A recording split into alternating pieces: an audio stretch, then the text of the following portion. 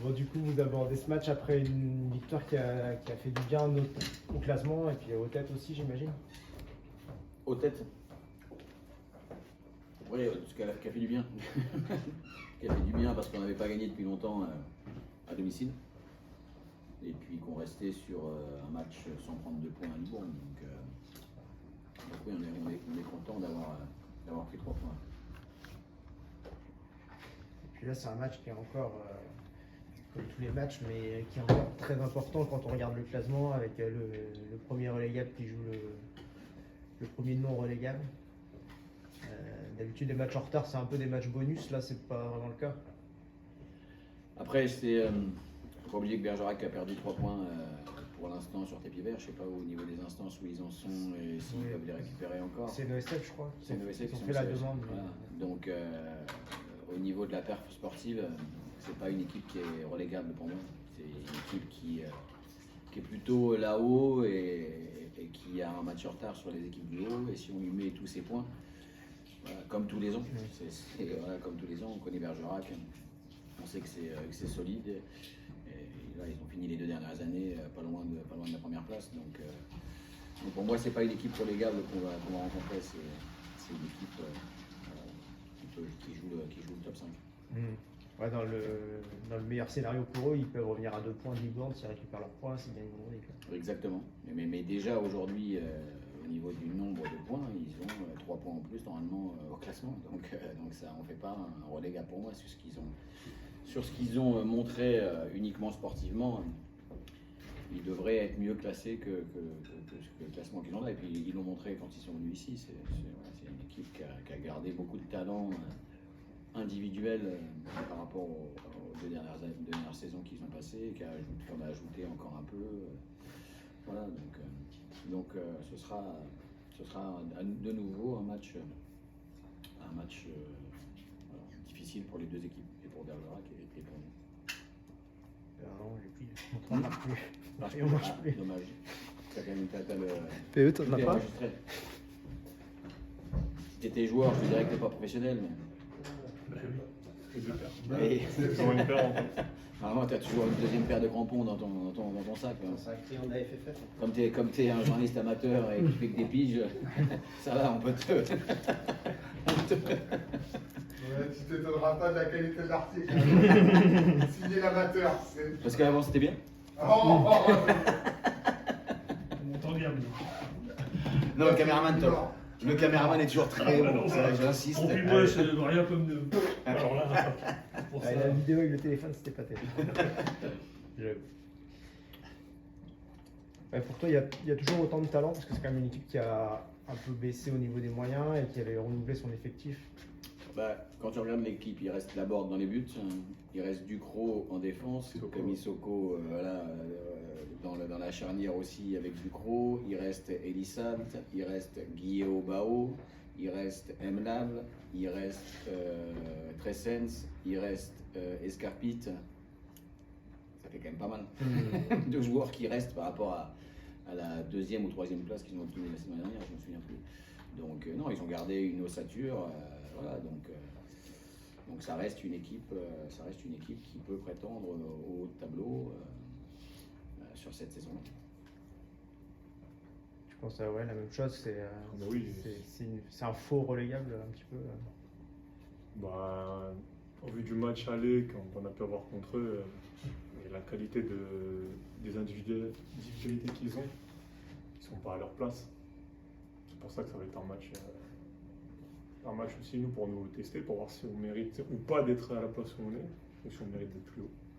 Et ils ont quand même gardé pas mal de talent, c'est sûr. Ils font partie des meilleures équipes de cette poule.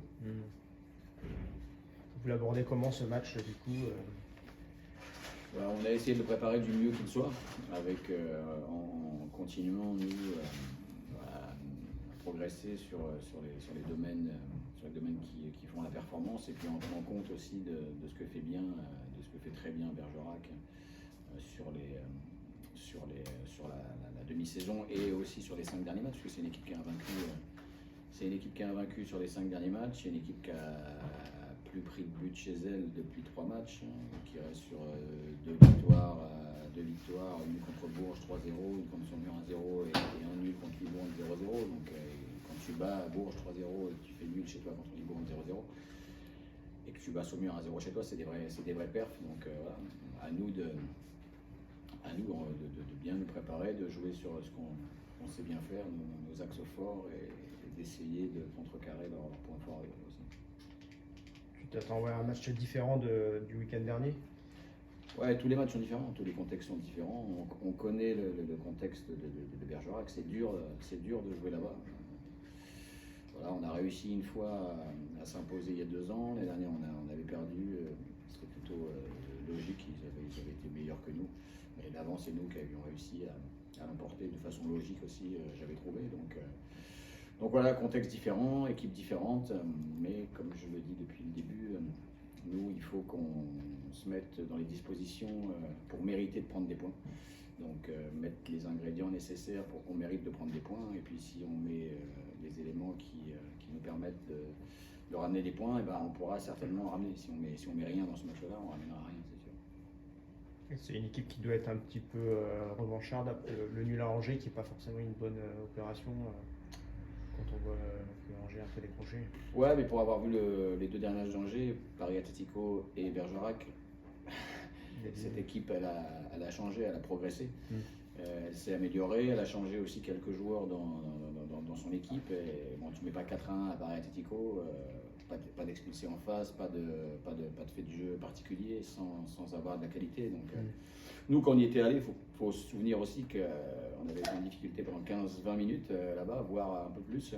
Pat nous avait sauvés en arrêtant un penalty, mais s'ils mettent le penalty, je ne suis pas sûr qu'on gagne 3-0 et je ne suis pas sûr qu'on parle de cette équipe de la même façon. Donc, je ne trouve pas que ce soit une contre-performance de faire un nul à Angers sur le dernier match qu'ils ont pu réaliser. Ça leur permet de rester invaincus, ça leur permet de prendre un point de plus dans le championnat. Donc non, c'est une équipe qui va venir avec ses principes, qui va nous attendre avec ses principes, qui va faire en sorte de continuer de marquer des points comme nous, on va aussi faire en sorte d'essayer d'en marquer.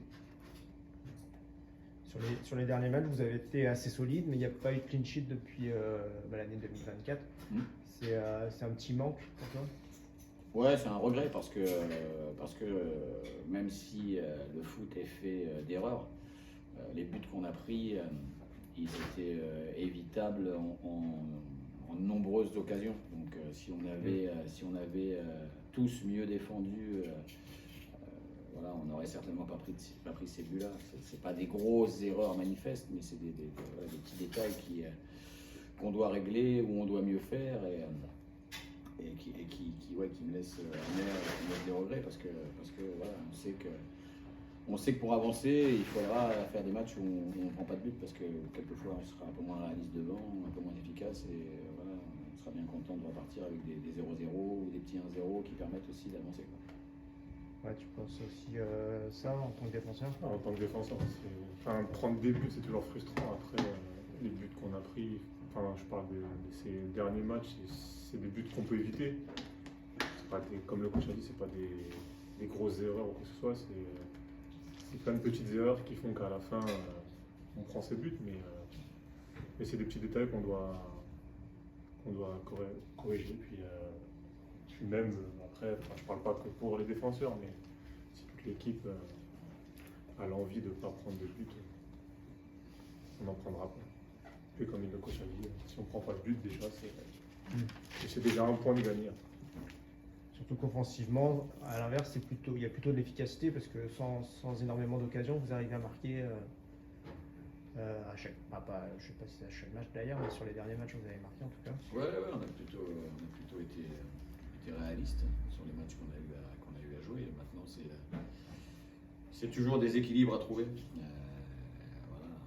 Il faut qu'on soit capable de bien attaquer ensemble, avec des lignes proches, avec des défenseurs qui sont aussi des relanceurs de qualité, mais qui sont aussi prêts à anticiper les pertes de balles et à nous éviter de prendre des contre-attaques, des transitions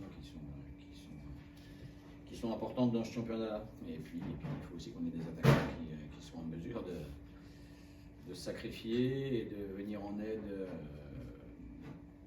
tout le temps à notre assise défensive, de façon à ce qu'on soit en nombre lorsqu'on est en bloc l'équipe et qu'on presse ou qu'on attend. C'est pour ça que c'est toujours une question d'équilibre, mais il faut que tout le monde y mette du sien dans les deux phases.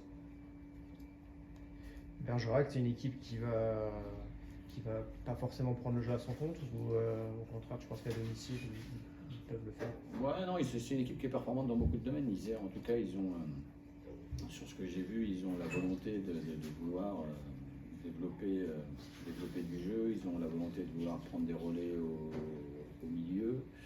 Mais c'est aussi une équipe qui est très forte dans les transitions dev-off. Ils mettent beaucoup de vitesse, beaucoup de projection, beaucoup de percussion, du monde aussi.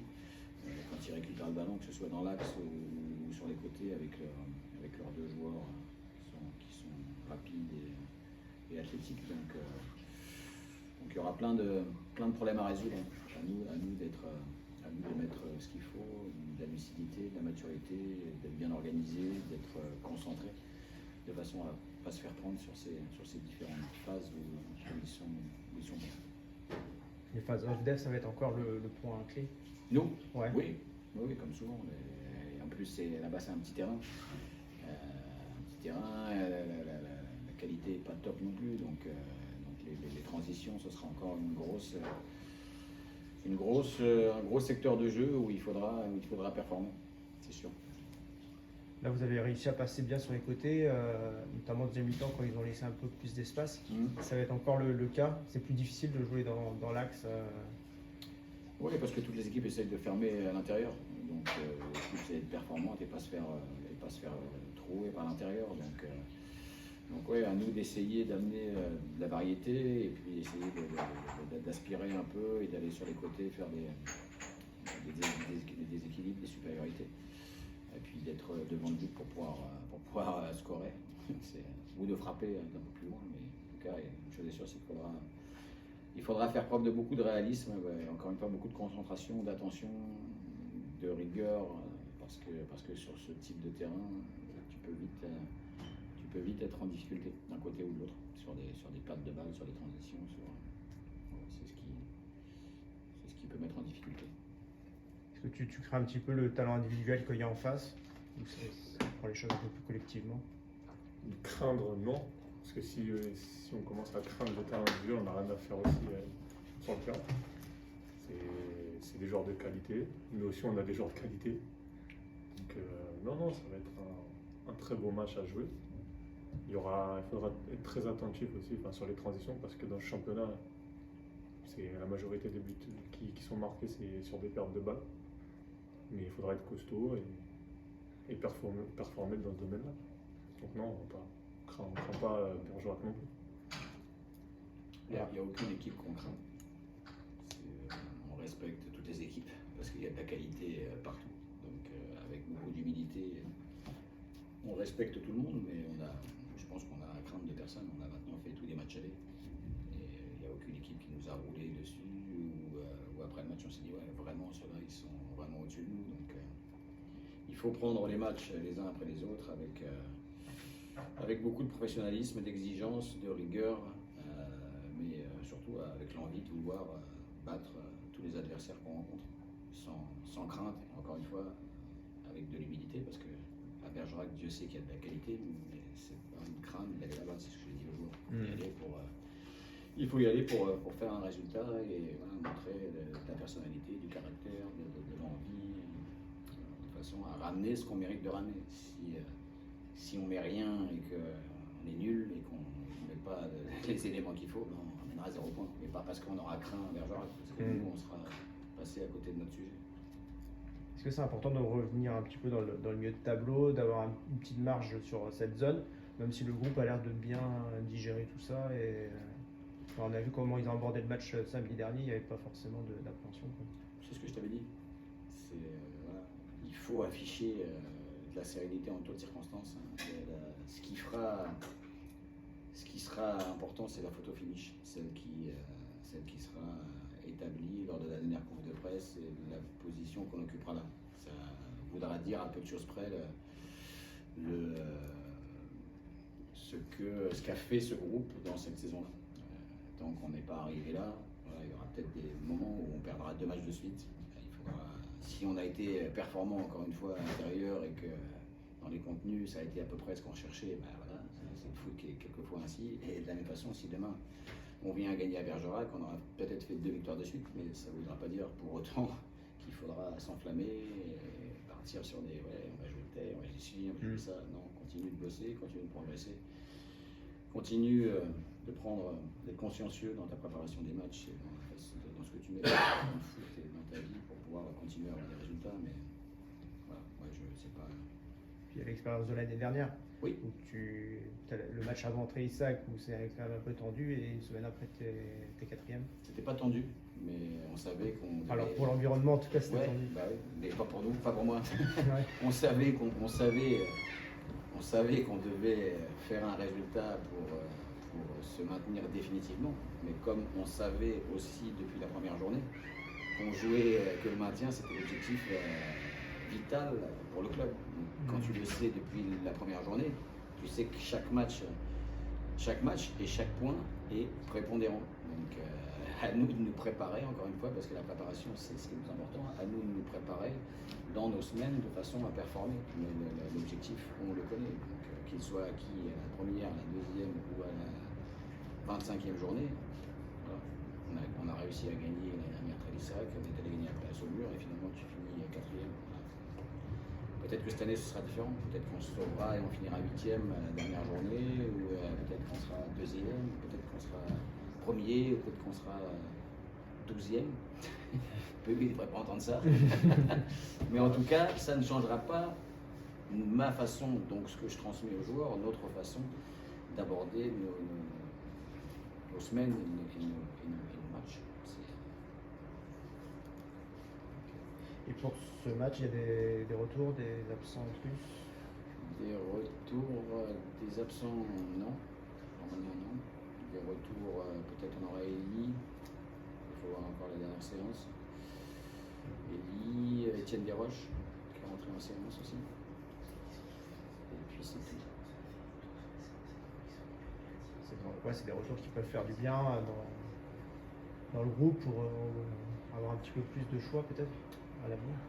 Si nous on est les plus heureux du monde, le staff, quand on a tout le monde dans le groupe, ça permet d'avoir des séances de meilleure qualité, ça permet que les joueurs qui débutent soient conscients qu'il y a des joueurs qui débutent pas, qui peuvent rentrer à tout moment. Donc voilà, plus souvent les joueurs sont sur le terrain d'entraînement, mieux on se porte. Donc quand on connaît la valeur d'Étienne et d'Elie, c'est sûr que le mieux qu'il soit sur Castillon en train de s'entraîner que chez Léo à la soir. C'est certain. Ok.